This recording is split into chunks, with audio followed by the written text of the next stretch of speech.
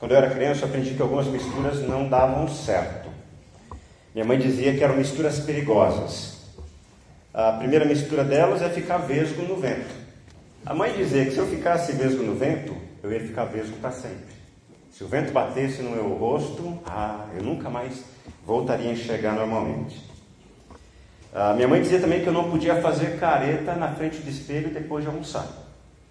Porque ia me dar congestão, o sangue ia sair do rosto, ia para o estômago, eu ia ficar com careta, ia ficar feio o resto da vida.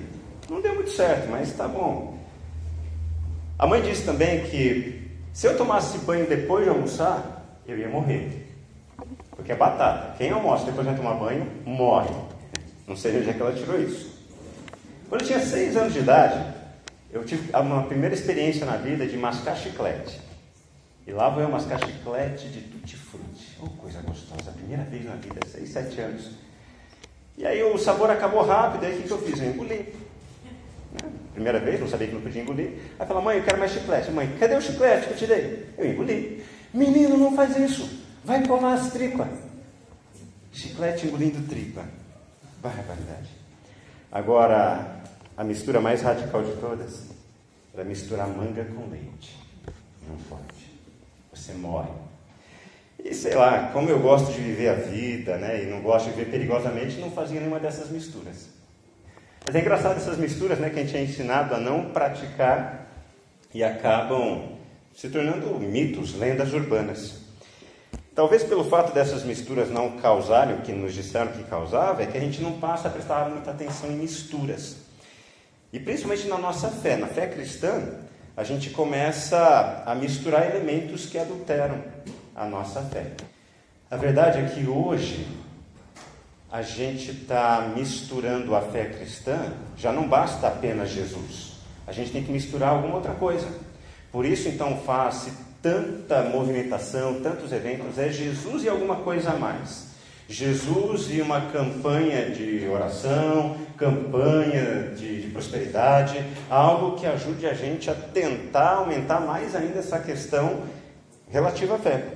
Porque só Jesus não importa. E aí quando a gente percebe, vão se misturando elementos que não são da fé cristã. Aí você começa a ver gente rodopiando, você começa a ver gente imitando animal. Isso não acontece mais nos nossos dias, mas na década de 90 era muito famoso a tal da unção de Toronto. Alguém aqui já ouviu falar da unção de Toronto? É uma unção que aconteceu lá no Canadá, que pessoas começavam a imitar animais.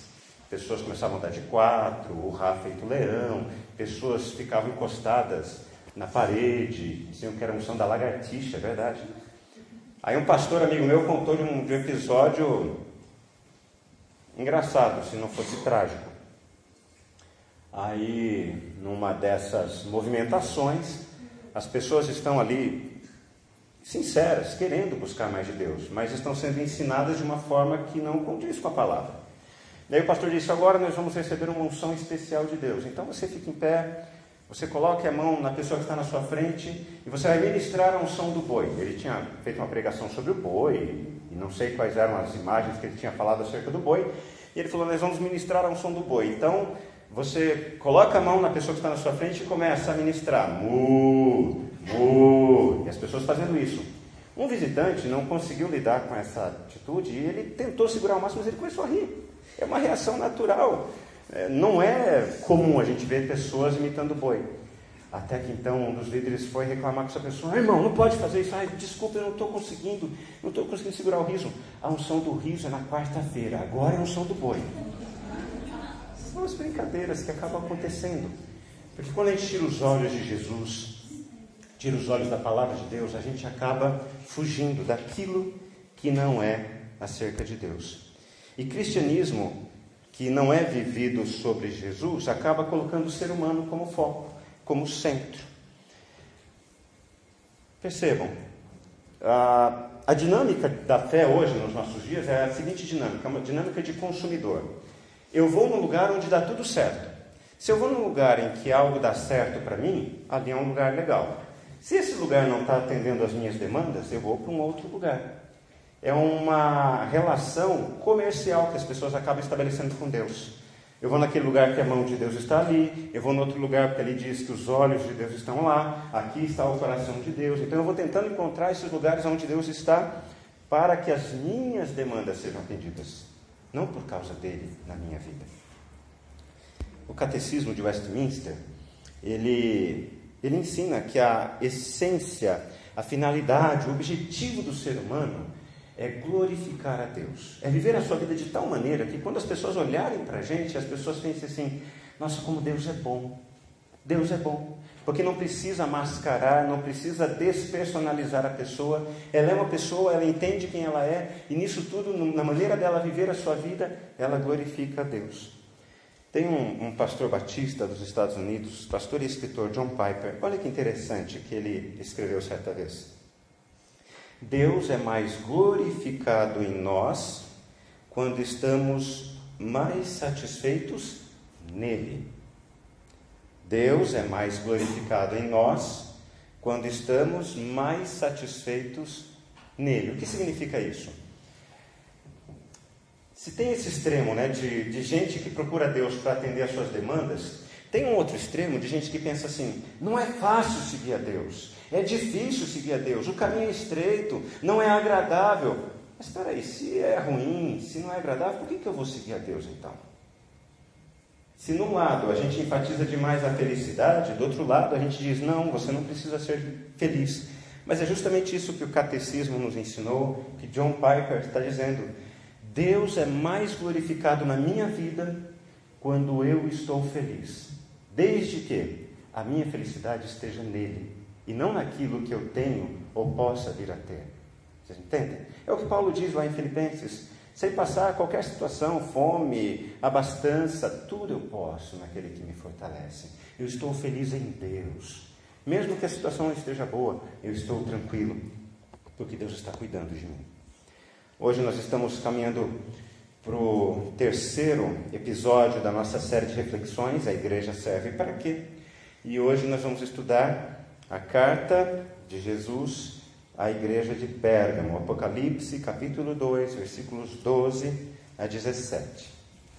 Apocalipse, capítulo 2, versículos 12 a 17. Ao anjo da igreja em Pérgamo escreva: estas são as palavras daquele que tem a espada afiada de 2 gumes. Eu sei onde você vive, onde está o trono de Satanás. Contudo, você permanece fiel ao meu nome e não renunciou à sua fé em mim, nem mesmo quando Antipas, minha fiel testemunha, foi morto nessa cidade onde Satanás habita. No entanto, eu tenho contra você algumas coisas. Você tem aí pessoas que se apegam aos ensinos de Balaão, que ensinou Balaque a armar ciladas contra os israelitas, induzindo-os a comer alimentos sacrificados a ídolos e a praticar prostituição. De igual modo, você tem também os que se apegam aos ensinos dos nicolaítas. Portanto, arrependa-se, senão virei em breve até você e lutarei contra eles com a espada da minha boca. Aquele que tem ouvidos, ouça o que o Espírito diz às igrejas. E ao vencedor, eu darei do maná escondido. Também lhe darei uma pedra branca, com um novo nome nela inscrito, conhecido apenas por aquele que o recebe. Pérgamo era uma outra cidade grande, lá na região da Ásia Menor. E ela era conhecida por ser uma cidade que tinha uma indústria muito forte. E essa indústria, o que essa indústria fazia? Naquela época, a tecnologia a escrita era uma tecnologia ainda muito recente. E onde se escrevia textos? Em especial em papiros que vinham do Egito. Mas era muito caro você exportar grandes quantidades de papiro. Então eles desenvolveram uma técnica, uma tecnologia de produzir papel, um tipo de papel a partir da pele de animais. O nome desse tipo de produto, pergaminho. Por isso que o pergaminho vem da cidade de Pérgamo. É dessa cidade que surgiu essa tecnologia. E isso deu tão certo na cidade que ela construiu uma enorme biblioteca. 200.000 volumes de pergaminhos. Era uma das maiores bibliotecas, rivalizava apenas com a biblioteca de Alexandria. Porém, mais do que a questão de pergaminho, de indústria, ela era uma cidade também muito religiosa, com templos a deuses, em especial a esses três: Zeus, que era considerado o rei dos deuses; Atena, deusa da civilização; e Asclépio, deus da cura. Se você perceber com calma, tirando Zeus, tanto Atena quanto Asclépio, eles têm a figura de uma serpente. E até hoje na medicina existe o símbolo de Asclépio, que é considerado uma espécie de divindade dos médicos naquela época e que até hoje persiste. O símbolo da medicina é uma serpente enrolada num bastão, assim como a questão de Asclépio. Então, nessa cidade, as pessoas iam para procurar curas milagrosas de Asclépio, para que ele pudesse realizar intervenções sobrenaturais. Eles adoravam Atena, porque era uma cidade muito civilizada, uma cidade muito grande. Adoravam também Zeus, o rei dos deuses. Isso enquanto era Império Grego. Depois do Império Grego, vocês lembram que veio o Império Romano. E com o Império Romano, a partir de César Augusto, o imperador passou a ser adorado como a principal divindade de todos os deuses. E é interessante que nessa cidade haviam 3 salvadores do mundo. Existia Zeus, chamado Salvador do mundo; existia Asclépio, também chamado Salvador do mundo; e existia o imperador romano, César Augusto, também considerado Salvador do mundo. Então percebam que era uma cidade difícil para se viver como cristão, porque se você adora Jesus, e você está numa cidade onde todo mundo adora outros tipos de deuses, você entra em conflito. Porque para você fazer um negócio com alguém que não era... Você não sendo um adorador romano, você encontraria dificuldades em fazer negócio com essas pessoas, porque você era cristão. E aí você tinha que se sujeitar a algumas séries de ações para tentar sobreviver no meio dessa cidade. Alguém lê para a gente o versículo 13, por gentileza. Sei onde habitas, que é, onde está o trono de Satanás, mas retém o meu nome, e não negaste a minha fé. Mesmo nos dias de Antipas, minha fiel testemunha, o qual foi morto entre vós, onde Satanás habita. Isso, obrigado, Adriana. Então vocês viram, Jesus está dizendo, olha, aí em Pérgamo é o trono de Satanás, onde Satanás está realmente reinando. E a ideia dessa carta é justamente por ser um ambiente onde há deuses que lidam com serpentes, e o diabo, no próprio livro do Apocalipse, ele é chamado do dragão ou a antiga serpente. Então Jesus está se direcionando a esses cristãos dizendo, olha, realmente os perigos que vocês estão sofrendo aí fora são perigos intensos. Citou inclusive um tal de Antipas, um cristão que por ser cristão, por se negar a vender a sua fé para obter favores dos romanos, ele foi morto, porque ele recusou adorar César como Deus. Ele falava, eu adoro a Cristo, a Jesus. Por isso Pérgamo então é associado ao trono de Satanás. Mas percebam que o problema não é nem sempre aquilo que está fora. É isso que a carta está dizendo. Porque diante dos perigos de fora, a igreja estava firme. A igreja, esses cristãos estavam firmados. Não, nós não vamos ceder à tentação de negociar, de entrar no jogo deles. O problema não é de fora. O problema era de dentro. Porque é assim na nossa vida. O perigo nem sempre está fora. O perigo está dentro. Desde pequenininho a gente aprende isso. Quando a gente é criança, a gente tem que dormir forçado, porque a gente não quer dormir a hora que tem que dormir. E aí no início ali, quando a gente está tentando pegar no sono, a gente ouve um barulho, a gente abre o olho, a gente vê um vulto. Parece que o perigo está fora, mas o perigo está onde? Está dentro. Eu acho que eu vi um monstro. Percebe? E a gente cresce, e a gente vai dando prosseguimento a esse tipo de pensamento.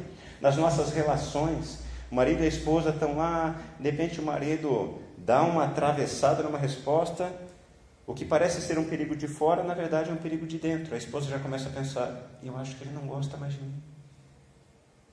Eu acho que ele está pensando em se separar de mim. Percebe? O perigo nunca é de fora, ou vamos ser mais sinceros, o perigo raramente vem de fora. O perigo tem a ver com essa nossa percepção do que o que está aqui dentro. Um jovem, certa vez, recebeu do rei a tarefa de levar uma mensagem e alguns diamantes a um outro rei, que era irmão desse rei, mas numa terra distante. O jovem também recebeu o melhor cavalo do reino para levar nessa jornada.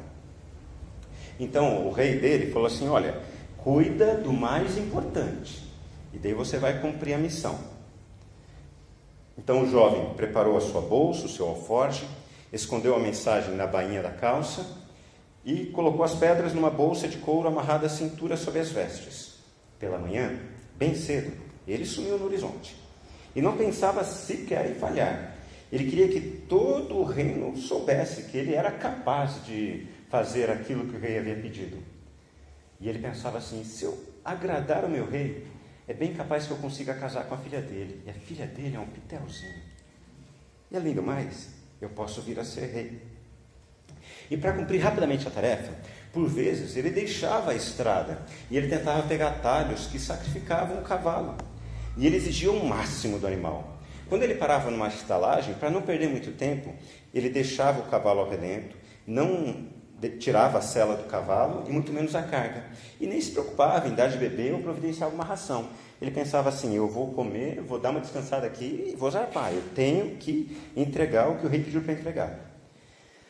Numa dessas estalagens, um homem falou: meu jovem, assim você vai acabar perdendo o animal não vai aguentar. E ele falava assim: não me importo, o que importa é que eu tenho dinheiro. Estou aqui com diamantes, se esse cavalo morrer, eu compro outro e não vai faltar nada. Com o passar dos dias e sob tamanho esforço, o pobre animal, não suportando mais os maus tratos, caiu morto na estrada. O jovem simplesmente amaldiçoou o cavalo e seguiu o caminho a pé. E ele tentou correr porque ele pensava assim: eu não posso perder tempo, porque eu preciso entregar isso daqui. O rei falou que eu tenho que guardar o que é mais importante na missão, e eu quero casar com a filha dele. Passado algumas horas, ele se deu conta da falta que o cavalo fazia. E aí esse jovem estava exausto, sedento, e já tinha deixado algumas coisas pelo caminho, menos as pedras, pois ele lembrava da recomendação do rei: menos os diamantes, cuida do mais importante. Com o passar do tempo, cansaço, o seu passo foi se tornando curto, lento, as paradas eram frequentes e longas. Como sabia que poderia cair a qualquer momento e com medo de ser assaltado, ele escondeu as pedras no salto da sua bota. Mais tarde ele caiu exausto no pó da estrada e ficou desacordado. Para sua sorte, uma caravana de mercadores que seguia a viagem para o reino dele encontrou e cuidou dele, e levaram de volta ao rei. Depois dele ter se recuperado da viagem, ele foi até o rei. Ele devia uma explicação ao rei. Aí ele começou a contar a história, que o cavalo não tinha aguentado, e ele disse assim: olha, a culpa toda é desse cavalo fraco e doente que o senhor me deu. Eu sei que ele era o melhor cavalo do reino, mas ele não aguentou o meu ritmo. Eu estava determinado. Conforme o rei me recomendou, cuida do mais importante, aqui estão os diamantes, as pedras que tu me confiaste. Eu devolvo-as a ti. Eu não perdi uma pedra sequer. O rei recebeu das mãos com tristeza e se despediu, mostrando completa indiferença diante dos argumentos desse jovem. Abatido, o jovem deixou o palácio arrasado. Em casa, ele lembrou que tinha guardado a carta na calça. Então ele lembrou que não tinha levado a carta para o rei dele. Então ele foi lá pegar a carta e quando ele abriu, tinha uma mensagem do rei, para o rei do outro reino, que era o irmão dele. E na carta dizia assim: ao meu irmão, rei da terra do norte, o jovem que te envio é candidato a casar-se com minha filha. Esta jornada é uma prova. Eu dei a ele alguns diamantes e um bom cavalo. Recomendei que cuidasse do mais importante. Faz-me, portanto, este grande favor e verifica o estado do cavalo. Se o animal estiver forte e viçoso, eu saberei que o jovem aprecia a fidelidade e a força de quem o auxilia na jornada. Se, porém, perder o animal e apenas guardar as pedras, não será um bom marido, não será um bom rei, pois terá olhos apenas para o tesouro do reino, e não dará importância à rainha e nem àqueles que o servem. A igreja de Pérgamo, ela estava tentando cuidar do que era mais importante. Nós não vamos entrar no esquema do mundo. Nós não vamos fazer aquilo que todo mundo está fazendo. Só que eles esqueceram de manter os olhos naquilo que era importante. Versículo 14. Quem pode ler para a gente, por favor? Mas tem algumas coisas contra vocês. Há entre vocês alguns que seguem o ensinamento de Balaão, que mostrou a Balaque como fazer com que o povo de Israel pecasse, dizendo que os israelitas deviam comer alimentos oferecidos aos ídolos e cometer imoralidades. Obrigado, Tamara.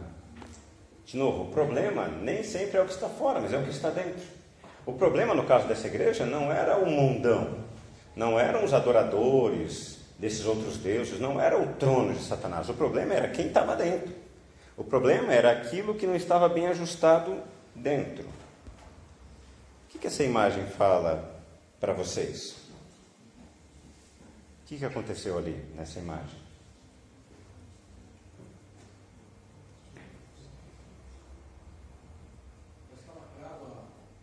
Uma bomba lacrada. Por que uma bomba de combustível está lacrada? O que acontece quando ela está lacrada? Está irregular. O que está irregular nela? O combustível. Como é que é o nome que a gente dá quando um combustível está irregular? É um combustível adulterado. E aí começa a nossa confusão, porque a gente acha que adultério envolve apenas relação entre pessoas não casadas. Mas olha que interessante. Uma das definições de adultério envolve isso daqui: junção ou união de elementos contrários ou destoantes, a adulteração ou falsificação de alguma coisa. Vamos pegar um exemplo mais claro. E quando a gente fala em adultério, a primeira coisa que a gente pensa é casamento. Então, por exemplo, uma mulher, ela trai o seu marido, ou vice-versa. Ela se envolve emocionalmente com outra pessoa, com outro homem, ou o homem com outra mulher. A gente dá o nome disso de adultério, mas isso é traição. O adultério é quando você me promete algo, mas o que você me entrega é algo falsificado. Não existe apenas combustível adulterado, existe leite adulterado, onde se mistura formol, por exemplo. Então, num casamento existe um compromisso, um trato, uma aliança. Eu, como marido cristão, eu assumo o compromisso com minha esposa do quê? Eu serei um marido igual Jesus foi. Eu me comprometo a me entregar por você e fazer você ser a melhor pessoa que você pode ser por causa de Jesus. E ela, como cristã, ela se dispõe o quê? Eu vou caminhar ao seu lado da mesma forma que a igreja caminha com Jesus. Eu vou estar ao seu lado e eu vou desejar o melhor para você. E o problema é que o adultério começa exatamente aí. O adultério não começa numa cama. O adultério começa antes, nas relações, onde nós prometemos que faríamos algo e não fazemos. Nós entregamos algo falsificado ou algo misturado com outra coisa que não tinha nada a ver. Percebe? A cama é apenas o resultado final daquilo que já aconteceu lá atrás.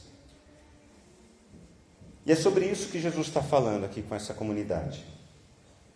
Porque uma das expressões que Jesus usa tem a ver aí com prostituição, final do versículo 14.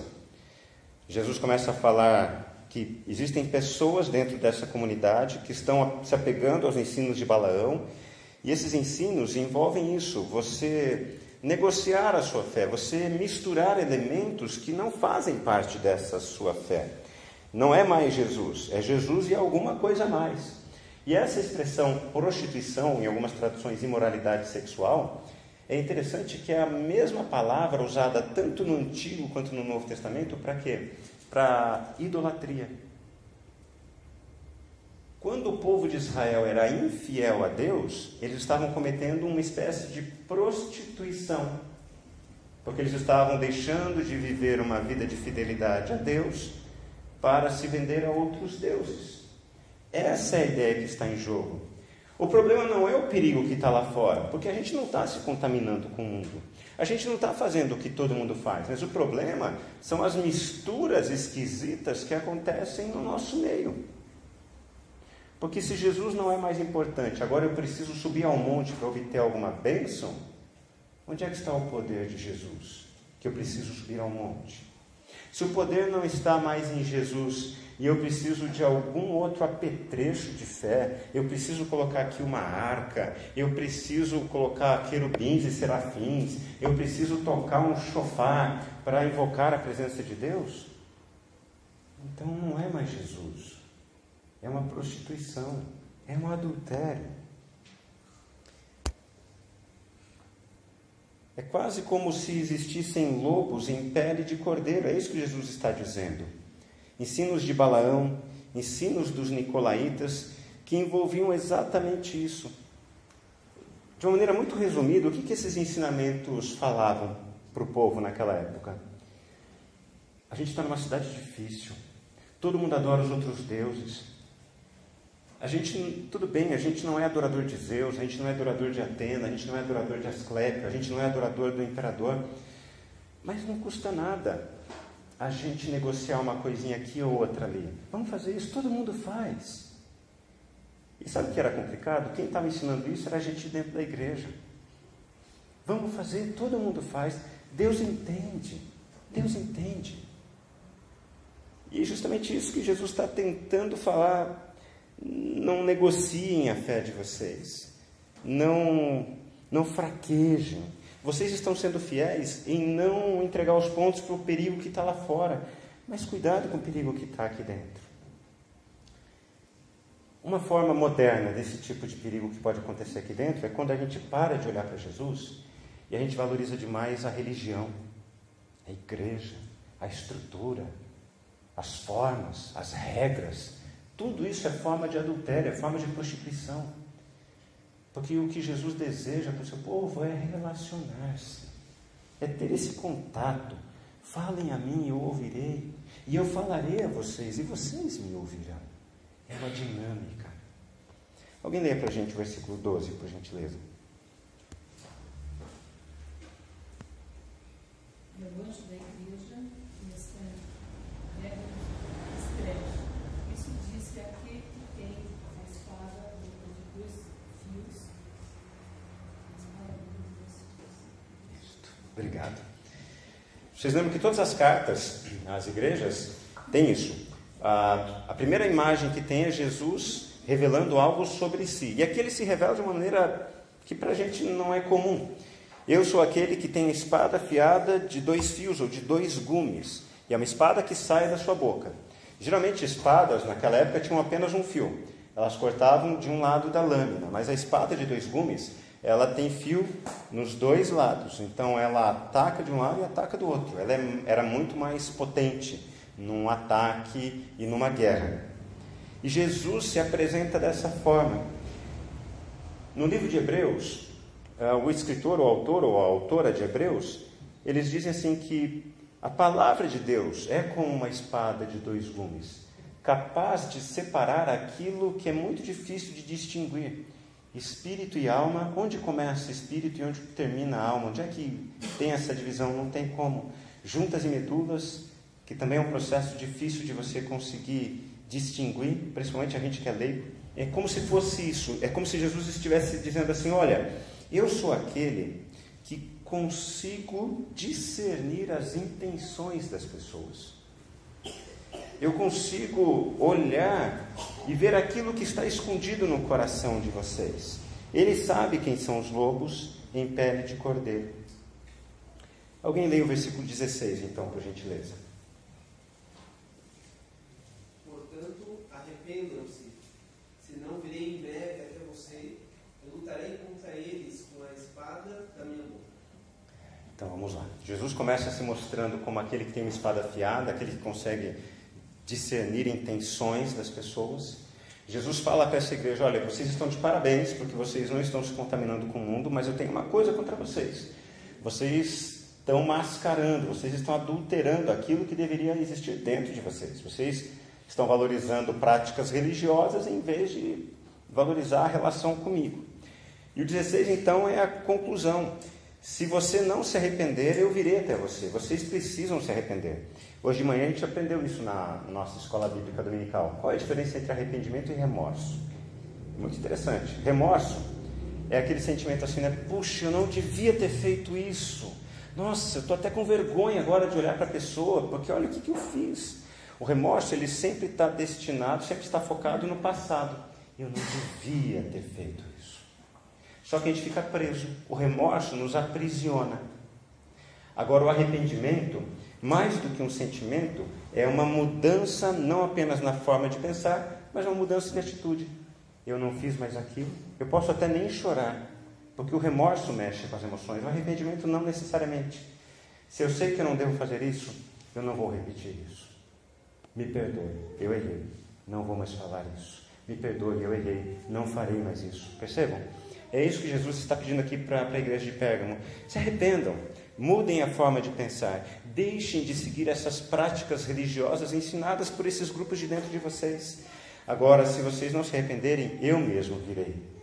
E eu virei com a minha espada, que consegue distinguir intenções. E eu vou atacar eles. Eu vou conseguir cortá-los de tal maneira que as intenções deles serão expostas. E não apenas a deles, a de vocês também.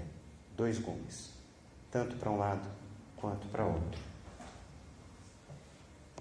Virei em breve até você e lutarei contra eles com a espada da minha boca.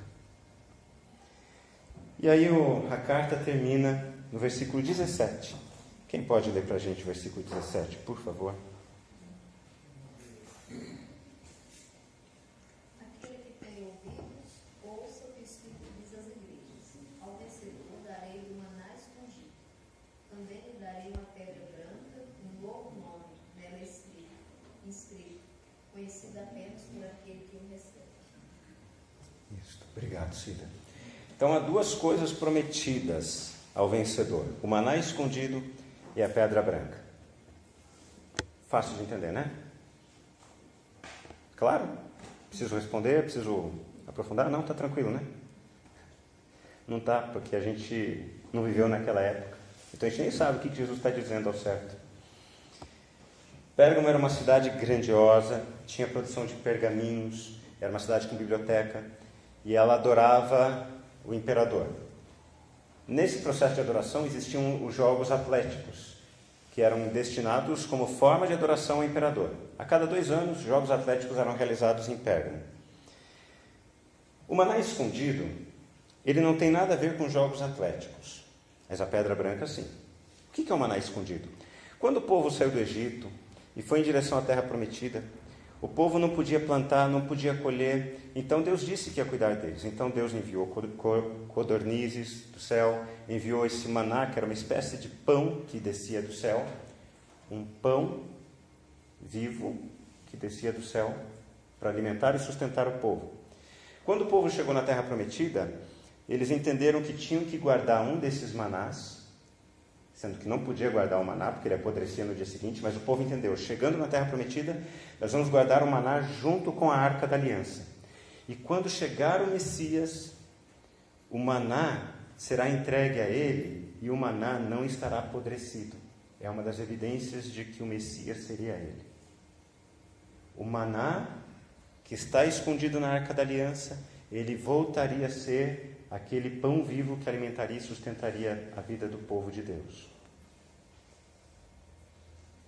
Em alguns momentos nos evangelhos, Jesus se apresenta dessa forma: eu sou o pão vivo que desceu dos céus. Eu sou o maná escondido que desceu dos céus. O que vocês precisam para sustentar a vida de vocês não é nenhum tipo de apetrecho religioso, não é nenhuma prática religiosa mágica. O que vocês precisam para vocês permanecerem firmes e serem sustentados é a minha presença na vida de vocês. É o próprio Jesus e nada mais. O restante é apetrecho. Ao vencedor, aquele que continuar fiel, não se contaminando com o mundo, aquele que não se pegar a esses apetrechos mágicos, mas permanecer fiel a mim, eu darei o meu sustento integralmente. Eu darei a minha presença integralmente. A cada 2 anos havia então os Jogos Atléticos em homenagem ao imperador romano. E logo no encerramento dos Jogos havia uma grande festa, um grande banquete. E apenas poucos convidados podiam participar desse banquete. A grande prova dos Jogos Atléticos era a maratona. E os que eram convidados para a festa do imperador eram apenas pessoas que pertenciam à elite. Mas isso só na época do Império Romano. Graças a Deus não acontece mais isso hoje, né? Grandes festas, qualquer um pode participar sem pagar nada, né? E o que acontecia? Esses atletas nem sempre eram da elite. Eram escravos, ou eram ex-escravos, gente do povo. E o grande vencedor, aquele que vencia a maratona, ao término ele ganhava uma coroa de louros e uma pedra branca, com o nome dele inscrito. E essa pedra branca era o ticket, era a entrada dele para esse grande banquete. Percebam o que Jesus está dizendo? Aquele que não se contaminar com esse aspecto de fora, aquele que não der bola para esses perigos que rondam a interioridade da igreja, mas aquele que manter os seus olhos, o seu foco, o seu coração fixos em mim, esse, além de receber o meu sustento, naquele momento final, receberá uma pedra branca, com um nome. E não é um nome qualquer não, gente. É um novo nome, conhecido apenas por aquele que o recebe. E aqui eu quero que você se atente. Então olhe para mim, por favor. Evangelho não é religião. Cristianismo não é religião. Quando diz que Deus dará uma pedra branca com um novo nome inscrito nessa pedra, conhecido apenas por aquele que recebe, é quase como se fosse isso assim, é um segredo de relacionamento que Deus terá com você. É como se Deus resumisse como foi a sua vida aqui, como foi a maratona da sua vida aqui. E esse adjetivo Deus colocará nessa pedra. Ezequiel, eu te enxergo dessa forma. Tamara, eu te enxergo dessa forma. Conceição, eu te enxergo dessa forma. Porque lembra que nas narrativas bíblicas, toda vez que as pessoas tinham encontros com Deus, Deus mudava o nome das pessoas, para dizer aquilo que passaria a acontecer na vida delas. O desafio, gente, é a gente não viver mais, ou aliás, não viver preocupado com as influências de fora e não ceder às influências de dentro. Nós vimos nessa noite que o problema sempre são as misturas. Que misturas que a gente produz, que misturas que a gente acaba participando e que não são importantes. Nós vimos que uma dessas misturas tem a ver com isso. Eu me relaciono com Deus desde que Ele atenda às minhas demandas. Eu sou o centro, Ele não é o centro. Mas nós vimos que Deus é mais glorificado em nós quando nós estamos mais satisfeitos nele. Quando Ele é o objetivo da nossa vida. Quando Ele se torna o amado da nossa alma. Nós vimos que a igreja lá em Pérgamo sofria perseguição de fora, ao ponto de pessoas serem mortas, mas permaneciam fiéis na luta contra esse ataque, contra essa perseguição. Mas nós vimos também que o problema dessa igreja não era o que estava fora, era o que estava dentro. Os lobos vestidos em pele de cordeiro.